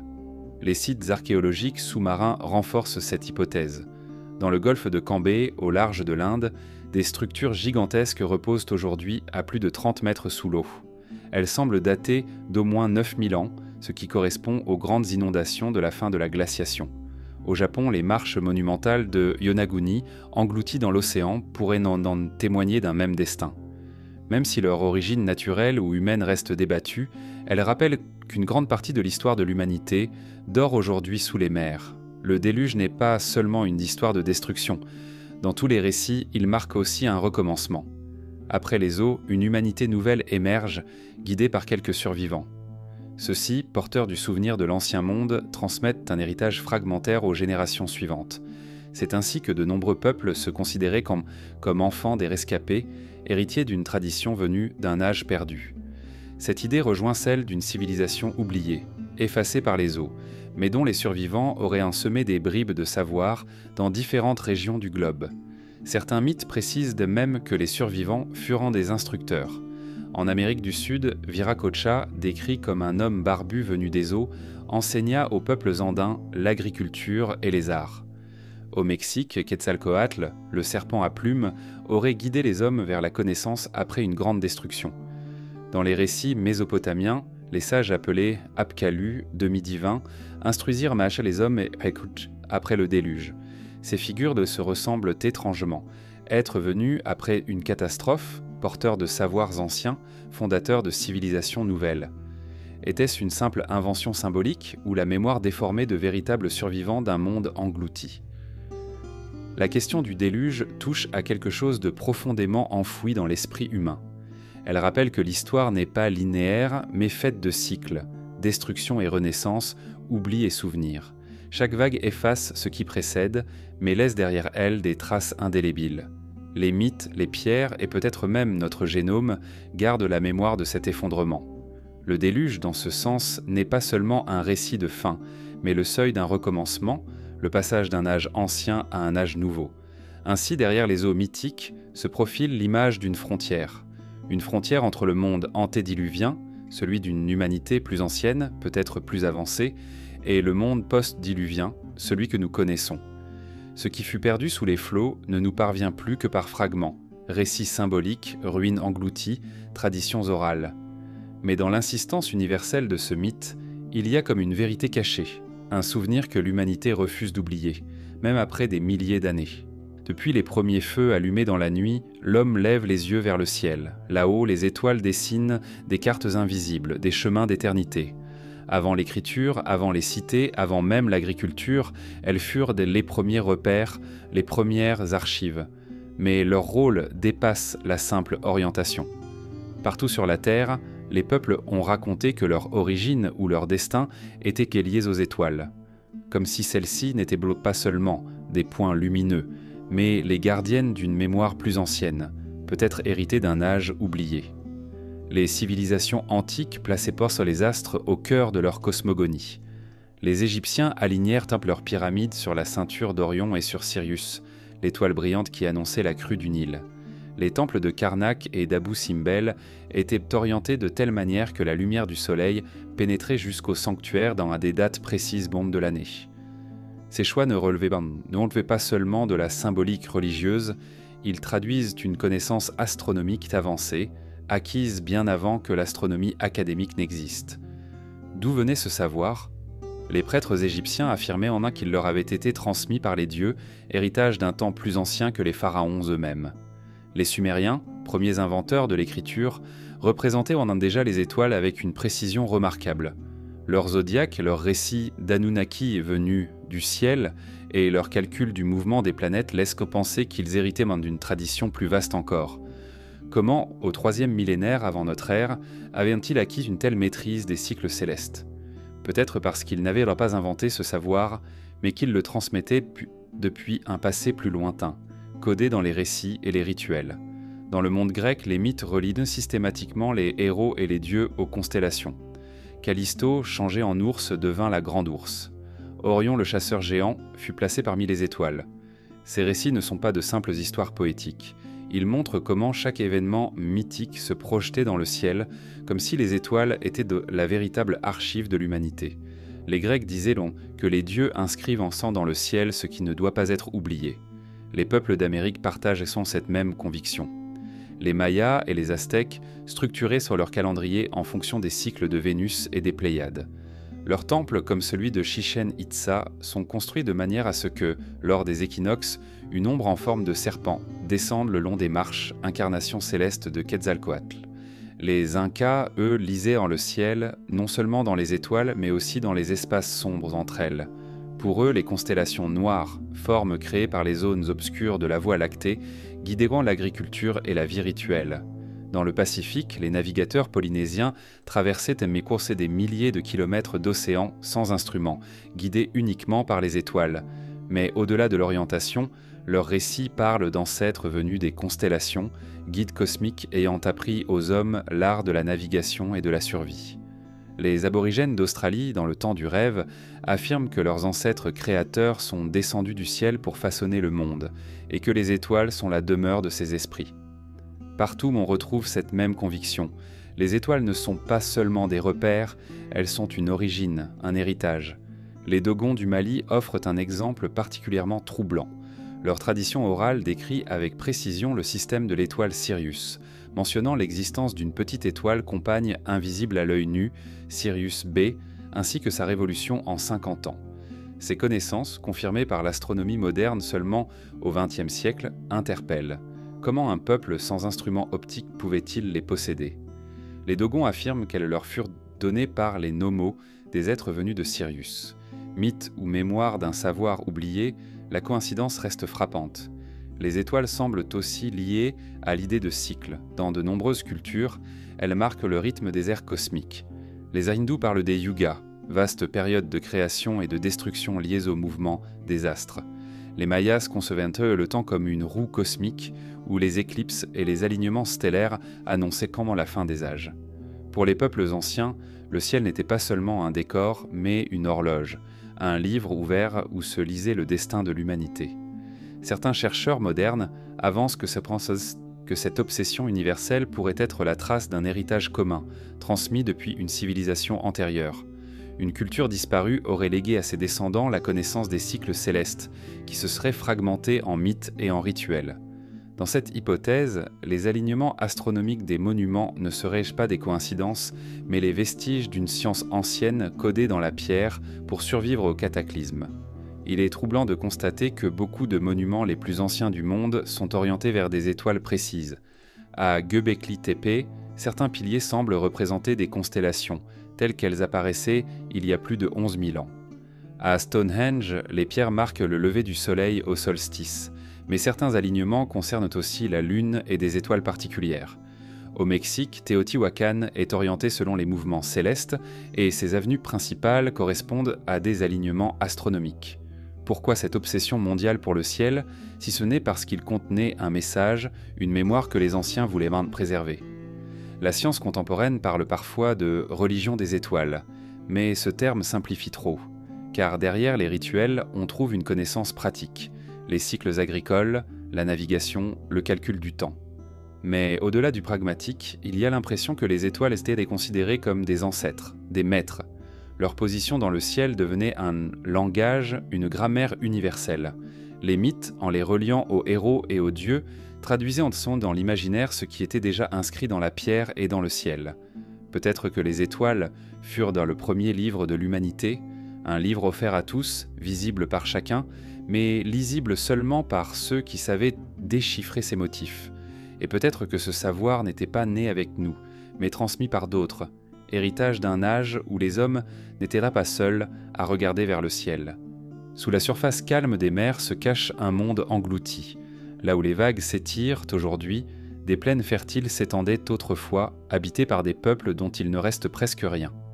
À la fin de la dernière glaciation, les océans montèrent de plus de 100 mètres, noyant des millions de kilomètres carrés de littoral. C'est là, dans ces zones côtières disparues, que l'on aurait pu trouver les premières grandes cités humaines. Mais aujourd'hui, elles dorment sous les flots, transformées en silhouettes fantomatiques que les sonars effleurent parfois sans parvenir à les révéler entièrement. Dans le golfe de Cambay, au large de l'Inde, les explorations sous-marines ont révélé des structures étranges, à plus de 30 mètres de profondeur. Des alignements, des fondations, des motifs géométriques qui pourraient tôt dater de 9000 ans ou davantage. Si ces datations se confirment, elles précéderaient de plusieurs millénaires les cités de Sumer ou d'Égypte. Les traditions indiennes parlent de terres submergées, comme Dwarka, la cité légendaire de Krishna, engloutie par la mer. Peut-être que ces récits ne sont pas seulement des symboles, mais la mémoire réelle d'une disparition brutale. Au Japon, au large de Yonaguni, des plongeurs ont découvert dans les années 1980 des formations de pierres monumentales, semblables à des terrasses et en laquis et des escaliers taillés. Certains géologues affirment qu'il ne s'agit que d'étranges formations naturelles. Mais pour d'autres, la régularité des marches, des angles et des colonnes suggère une origine humaine. Si tel était le cas, ce site pourrait remonter à plus de 10 000 ans, lorsque le niveau de la mer était bien plus bas. Le Japon possède lui aussi des légendes de terres perdues, comme celle de Ryugujo, le palais sous-marin des dieux. Les abysses qu'ont des Sabolis recèlent encore d'autres énigmes. Au large de Cuba, des relevés sonars effectués en 2001 auraient révélé des structures géométriques à plus de 600 mètres de profondeur. Des blocs alignés, des formes pyramidales, comme les vestiges d'une cité. Trop profondes pour avoir été submergées par la montée normale des eaux, ces structures, si elles existent réellement, défieraient toute chronologie connue. Mais les explorations manquent et le mystère demeure. Dans les Caraïbes, certaines traditions parlent d'îles disparues, peut-être fragments de l'Atlantide platonicienne. En Méditerranée, la mer Égée garde le souvenir de cataclysmes. L'explosion de Santorin, il y a environ 3600 ans, détruisit une grande partie de la civilisation minoenne. Des villages entiers furent engloutis sous la cendre et les vagues.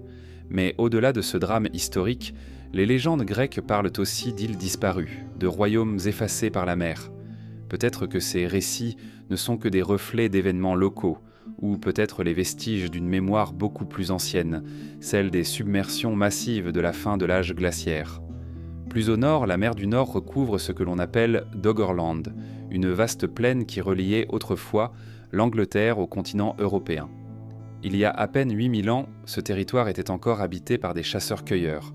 Aujourd'hui, il repose sous les vagues, effacé. Des outils de pierre, des restes d'animaux et de villages ont été repêchés par des chalutiers.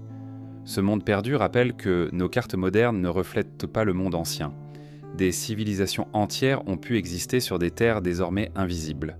En Indonésie, le souvenir d'un continent englouti hante les traditions locales.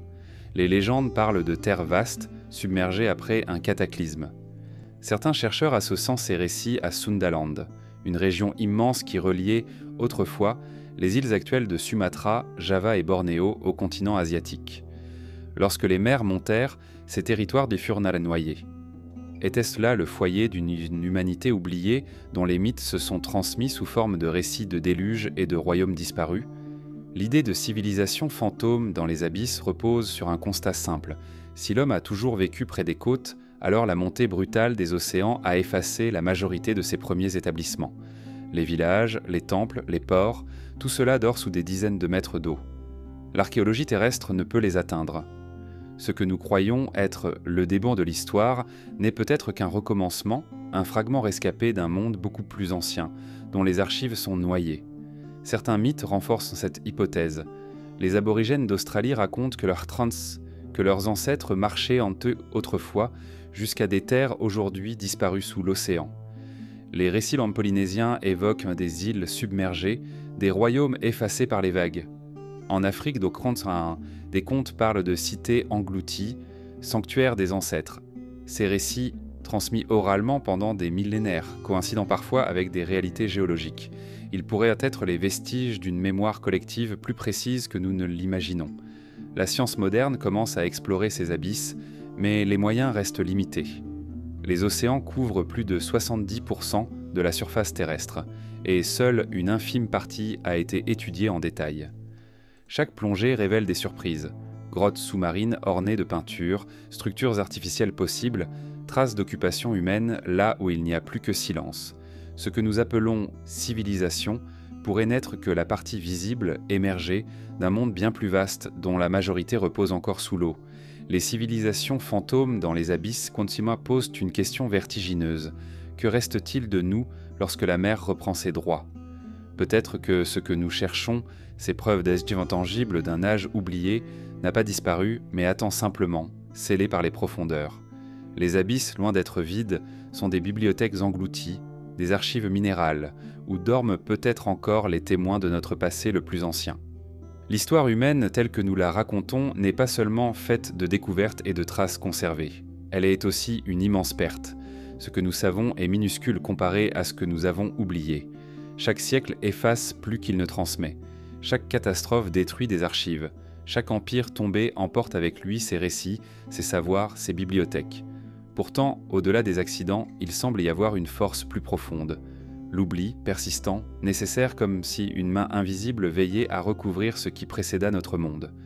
Pourquoi tant de savoir semble-t-il avoir disparu sans laisser de traces ?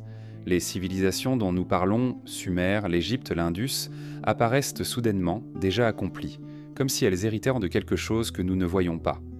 Mais ce quelque chose s'efface, se dérobe, se dissimule. Les pierres elles-mêmes, pourtant résistantes, s'usent, s'effritent, s'ensevelissent. La mémoire orale se transforme, se déforme, se fragmente. Ce que nous recevons n'est jamais que l'ombre d'un récit original. Le temps est un artisan d'oubli. Les archives écrites ne tiennent que quelques millénaires. Le papier se consume, les tablettes se brisent, les parchemins se réduisent en poussière. Les bibliothèques anciennes, Alexandrie, Pergame, Ninive, furent détruites par le feu ou par les guerres. Dans ces flammes disparurent des milliers d'années de savoir accumulés. Nous ne connaissons de certains peuples que ce que leurs ennemis en ont dit, autant dire presque rien. L'oubli s'installe parce que la matière de la mémoire est fragile. Mais il existe une autre cause plus subtile, la sélection volontaire. Les sociétés choisissent ce qu'elles veulent transmettre. Elles effacent ce qui dérange, ce qui contredit leur récit. Les religions, les empires, les idéologies réécrivent l'histoire, laissant dans l'ombre des traditions concurrentes. Les vainqueurs imposent leur amour, leur mémoire, les vaincus s'effacent. Ce qui contredit l'ordre établi est souvent rejeté comme hérésie, superstition ou mensonge. Ainsi, une grande partie de ce qui pourrait éclairer nos origines est peut-être volontairement dissimulée ou détruite. Les mythes eux-mêmes témoignent de cette perte. Ils apparaissent comme des fragments épars, des bribes d'un récit plus vaste. Les peuples parlent d'âge d'or, de civilisations disparues, de races anciennes. Mais ces souvenirs se présentent toujours déformés, codés, entourés de symboles. Peut-être parce que le langage humain ne parvient pas à conserver intact ce qui traverse trop de générations. Peut-être aussi parce que certaines vérités doivent se cacher pour survivre. Le mythe protège la mémoire, mais la voile. La nature contribue elle aussi à l'effacement. Les séismes, les éruptions, les inondations détruisent en un instant des cités entières. La végétation recouvre les temples, les déserts engloutissent les villages, les mers reprennent les ports. L'archéologie ne retrouve que ce qui a été préservé par hasard. Une couche de cendres, une sépulture, un objet abandonné. Mais la majorité des traces disparaît. Les premières cités humaines étaient sans doute bâties de bois et de terre crue, matériaux éphémères qui n'ont laissé aucune empreinte. C'est pourquoi nous croyons que l'histoire commence tard. Ce que nous voyons est seulement ce qui a survécu par miracle. Il y a aussi l'immensité du temps. 10 000 ans suffisent pour que les montagnes s'érodent, pour que les forêts recouvrent les ruines, pour que les mers changent de lit. Que restera-t-il de nos propres villes dans 10 000 ans? Probablement rien de lisible. Alors pourquoi attendre que des preuves matérielles nettes subsistent de mondes plus anciens? L'oubli est la règle, la trace l'exception. Mais peut-être que l'oubli persiste aussi pour une raison plus profonde. Certaines traditions spirituelles affirment que l'humanité vit par cycle et que chaque cycle doit recommencer presque à zéro. L'oubli serait alors nécessaire, comme une purification. Si tout était transmis intact, nous ne pourrions pas renaître, nous resterions prisonniers d'un passé écrasant. Le voile de l'oubli protégerait l'humanité de sa propre mémoire, permettant à chaque ère de recréer le monde à sa manière. Dans cette vision, ce que nous appelons perte n'est pas une erreur, mais une loi. Pourtant, l'oubli n'est jamais total. Il laisse des cicatrices, des ombres, des échos. Les mythes de déluge, les traditions de dieux venus d'avant, les pierres muettes, les alignements célestes, les fragments génétiques, tout cela est comme une mémoire résiduelle. Pas assez claire pour reconstituer un récit précis, mais assez forte pour troubler. Ce qui revient n'est jamais complet, mais toujours suggestif, comme une voix entendue dans le vent. Les chercheurs modernes tentent de combler ces vides, mais ils se heurtent aux limites de la méthode. La science exige des preuves tangibles, des objets mesurables. L'histoire, elle, repose sur des textes et des chronologies. Or, le passé dont nous parlons échappe à ces cadres. Il est trop ancien, trop fragmenté, trop effacé. Alors la science préfère souvent le silence plutôt que de risquer des hypothèses incertaines. L'oubli persiste aussi parce que nous ne savons pas comment écouter les murmures, seulement les cris clairs. Et pourtant, il existe dans l'esprit humain une nostalgie de ce qui est perdu, une quête incessante de mondes oubliés. C'est cette nostalgie qui nous pousse à fouiller les ruines, à plonger dans les abysses, à scruter le ciel. L'oubli est un voile, mais ce voile attire car il cache peut-être l'origine. Nous ne cessons de chercher, de recomposer, de rêver. Ce qui nous échappe devient moteur, appel, invitation. Ainsi l'oubli persiste non seulement parce qu'il est inévitable, mais parce qu'il est constitutif de notre condition. Nous ne pouvons pas tout savoir, nous ne devons peut-être pas tout savoir, mais dans les interstices de la mémoire perdue, nous percevons assez pour pressentir qu'il y eut autre chose avant nous, ailleurs, effacée mais pas totalement disparue. Et cette intuition, plus forte que les certitudes, nous pousse à continuer de chercher les mondes enfouis dans le silence du temps. Tout ce qui naît finit par disparaître, mais rien ne s'efface jamais totalement.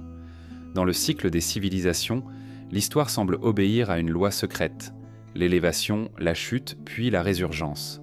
Les mythes anciens ne parlent pas d'un temps linéaire, mais de cercles immenses, d'ères successives où des humanités apparaissent, prospèrent, puis sont détruites, laissant place à de nouvelles.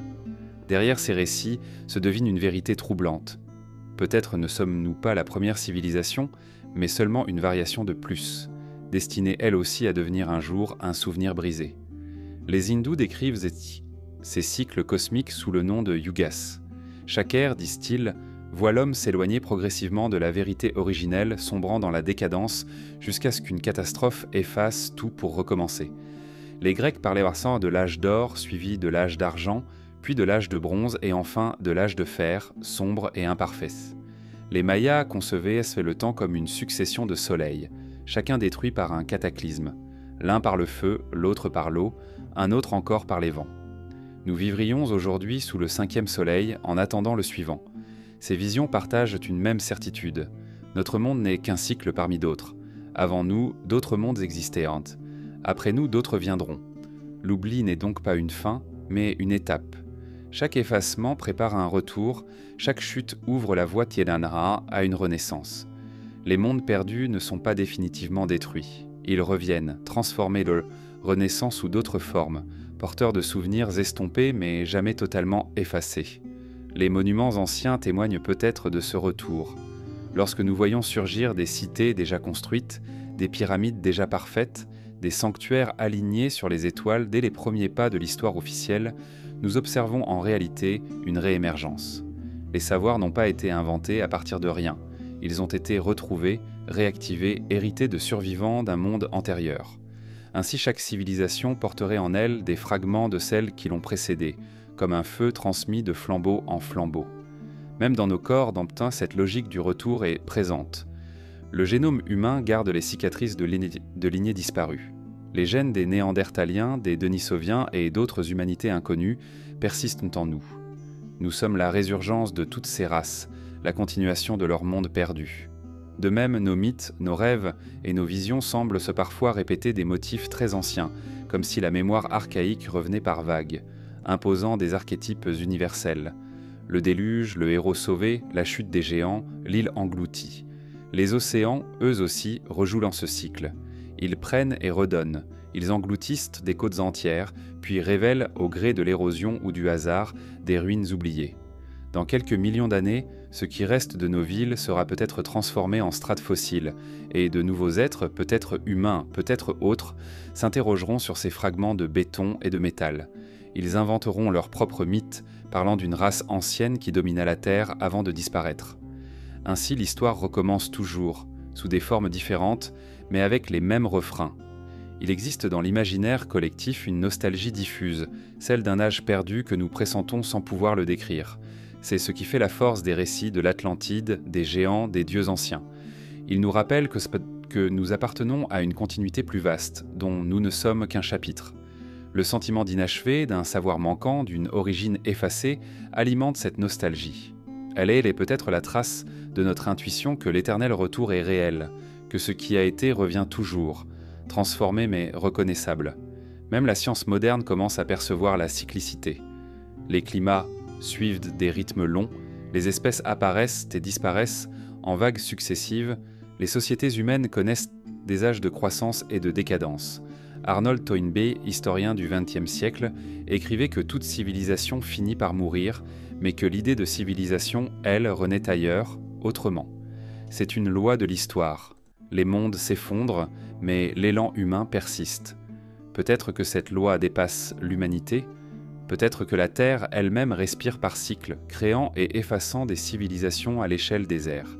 Et peut-être que le véritable mystère n'est pas tant de savoir si une race oubliée a précédé la nôtre, mais de comprendre que nous faisons partie d'une succession infinie, condamnée à devenir, à notre tour, des ancêtres mythiques pour un futur que nous ne connaîtrons pas. Ainsi, les mondes perdus ne sont jamais vraiment disparus. Ils vivent dans nos récits, dans nos gènes, dans nos pierres, dans nos océans. Ils attendent tapis dans la mémoire du temps pour revenir autrement.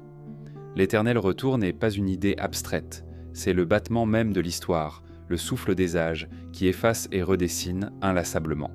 Et peut-être qu'en contemplant ce mouvement, nous pouvons pressentir que nous aussi sommes déjà un souvenir en devenir, une civilisation qui, un jour, sera perçue comme un monde perdu.